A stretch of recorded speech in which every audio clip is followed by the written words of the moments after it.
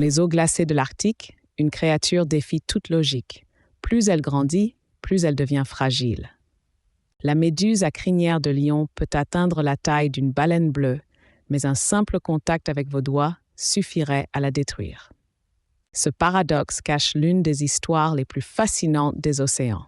Cyanea capillata, de son nom scientifique, règne dans les profondeurs comme un fantôme gélatineux aux proportions démesurées. Son ombrelle peut dépasser 2 mètres de diamètre, tandis que ses tentacules s'étirent sur 30 mètres, créant un rideau mortel dans l'obscurité marine.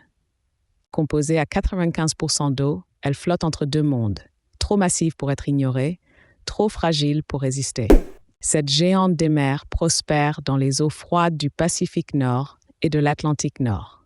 On la trouve massivement près des côtes d'Alaska, de Norvège et d'Écosse, où les courants froids nourrissent sa croissance. Paradoxalement, elle évite les mers tropicales. La chaleur dissout littéralement sa structure gélatineuse, la condamnant à une mort certaine. Son régime alimentaire révèle une stratégie de chasse passive redoutable. Ses tentacules, bardés de millions de cellules urticantes, paralysent tout ce qui les effleure. Poissons, crustacés, plancton et même d'autres méduses. Elle se nourrit plusieurs fois par jour, filtrant l'océan comme un filet vivant, transformant chaque mouvement en opportunité. La reproduction de cette créature défie l'imagination. Les mâles libèrent leur sperme directement dans l'eau, espérant qu'il atteigne les femelles par chance. Une fois fécondés, les œufs se développent en larves qui s'accrochent au fond marin, créant des polypes. Ces polypes bourgeonnent ensuite pour donner naissance à de nouvelles méduses, bouclant un cycle mystérieux entre 2 formes de vie distinctes. Dans l'écosystème marin, elle joue un rôle ambivalent.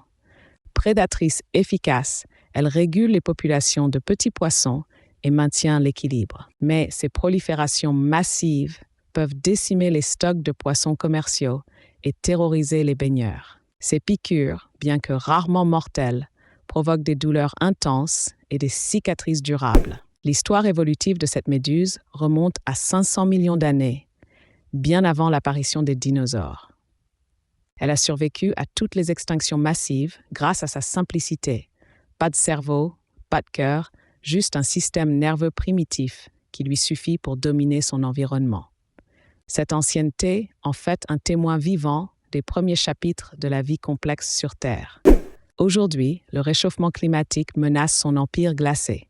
Ses populations migrent vers le nord, suivant les eaux froides qui se raréfient.